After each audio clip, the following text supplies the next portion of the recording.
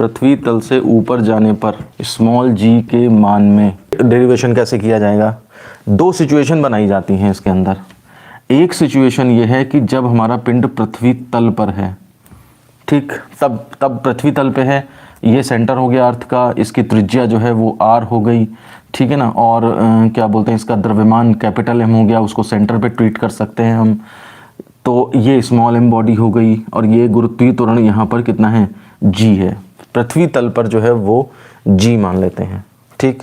और दूसरी सिचुएशन है हमारे पास, जब हमारा पिंड जो है वो पृथ्वी तल से h ऊंचाई पर पहुंच गया है, मतलब यहाँ पर पहुंच गया है, स्मॉल एम ये हो गया है, कैपिटल एम ये है, ठीक है ना, और ये h हाइट जो है वो h हो गई है। तो उस केस में जो है वो ये h हाइट पे चला गया है, ये आपकी डिस्टेंस r हो गई है, ये त्रिज्या r होती ही थी, पृथ्वी तल से h ऊंचाई पे चला गया है, ये h लिखा है मैंने, ठीक है, r h ये हो गया, m हो गया, सेंटर o हो गया। तो ये दूसरी सिचुएशन है। और यहाँ पर आकर के g की वैल्यू सपोज हमारे पास g डैश हो जाती है। केस फर्स्ट, जब पिंड पृथ्वी तल पर है, पृथ्वी के तल पे है, आप जानते हैं इस टाइम पे g होता है। अब हमारे पास फॉर्मूला कौन सा इस्तेमाल करना है, अगर पृथ्वी का द्रव्यमान पृथ्वी की त्रिज्या दी है तो हम पृथ्वी का गुरुत्वीय त्वरण निकाल सकते हैं। हमने रिलेशन आज ही के लेक्चर में पढ़ा है, g = gm/r²। बस सब कुछ एमआर पता है, उठा के लगा दे। तो हम क्या करेंगे यहाँ पे, g = gm/r², ये क्वेश्चन नंबर फर्स्ट हमने इसमें लगा दी, ठीक है। अब कुछ नहीं कर सकते और, ठीक है।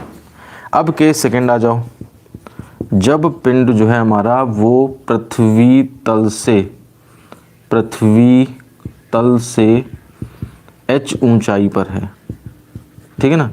तो h ऊंचाई पर है तो उस केस में क्या होगा, तो g डैश, मान लिया हमारा g जो है बदल के g डैश हो जाता है, घटा बढ़ा वही रहा, नहीं पता मुझे कुछ भी, ठीक है ना। मैं तो ये = कैपिटल G तो कभी भी नहीं बदलता, मास पृथ्वी का वो भी वही है, डिवाइड बाय डिस्टेंस, जो पहले r थी, ये पृथ्वी तल पे था तो डिस्टेंस r थी, अब ये ऊंचाई पे चला गया तो h और जुड़ गया, r तो ये रहा ही ये, और h और जुड़ गया, तो डिस्टेंस जो है मेरी r + h ये हो जाएगी होल स्क्वायर।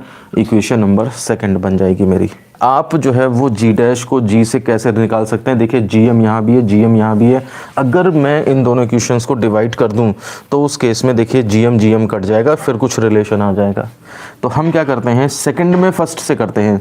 अब अगर g/g डैश करोगे तो फिर g डैश लाना है, तुम्हें ये पता करना है ना, तो इसको ऊपर रखो, तो इसलिए सेकंड बाई फर्स्ट करो, dividing equation second by first, ठीक है ना।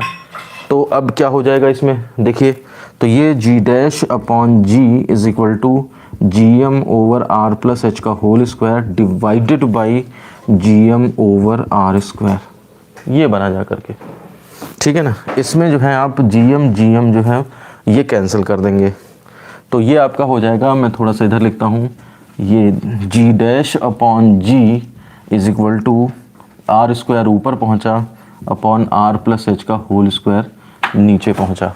r को कॉमन ले लीजिए नीचे, तो देखिए r² डिवाइडेड बाई, और r को कॉमन ले लीजिए तो r² निकल आएगा बाहर, 1 + h अपॉन r का होल स्क्वायर, r² गायब, g को क्रॉस मल्टीप्लाई में उधर पहुंचा दीजिए, तो g dash = g/1 + h upon r का होल स्क्वायर। ये मेरे पास जो है वो फॉर्मूला बनता है इक्वेशन नंबर थर्ड। मैं इस डेरिवेशन को फिर से दिखा देता हूँ आपको, फिर से समझ लीजिए।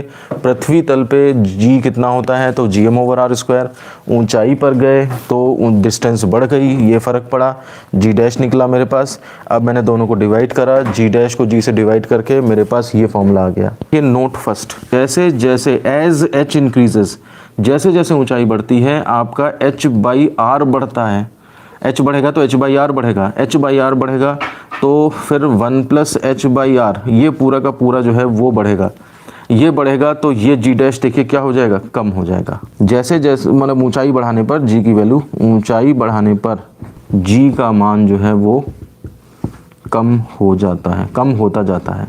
अब देखिए ये कैलकुलेशन करने में फॉर्मूला कभी कभी दिक्कत करता है, हालांकि एग्जैक्ट फॉर्मूला यही है, यदि h < r, g dash = g, इसको ऊपर ले आओ, 1 plus H upon R to the power -2, और ये वाला अप्रोक्सीमेशन लगा दो 1 plus X to the power n is equal to 1 plus N X, power कूद के अंदर आ जाती है, तो वही यहाँ पे भी हो जाएगा g, और 1 प्लस ये पावर कूद के अंदर ले आओ और h अपॉन आर, ये हो जाएगा, यानी कि g bracket 1 minus 2h upon R g dash, ये फॉर्मूला बनता है।